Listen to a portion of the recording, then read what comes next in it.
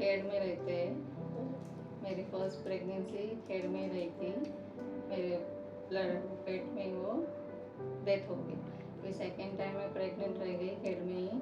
तो खेड़ के डॉक्टर ने हमारे बोला था ऑपरेशन करो। तो फिर वहाँ से हम लोग चिपलून में गए। तो चिपलून के का डॉक्टर ने हमें केदार सर का एड्रेस दिया। तो फिर हम लोग यहाँ पे अंकुर फर्टिलिटी पे आए।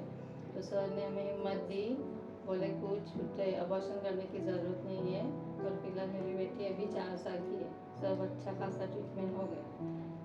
फिर वापस हम लोग खेड़ में गए। फिर वापस मैं प्रेग्नेंट खेड़ में ही रह गई और रास्ते में आते ही वो अबॉर्शन में गई। उसके बाद 4 टाइम मैं प्रेग्नेंट रही। तो केदार सर के यहाँ पे पूरा 9 महीने ट्रीटमेंट की। सब अच्छा खासा हो गया, सीजर हो गया और अभी बेबी भी अच्छा है, सब ठीक है। और पूरा ट्रीटमेंट अच्छा किया और कॉल वगैरह करके सब पूछने के तबीयत वगैरह कैसी है, बीपी वगैरह का कुछ प्रॉब्लम नहीं था। सब केदार सर ने बहुत ये किया, थैंक यू सर।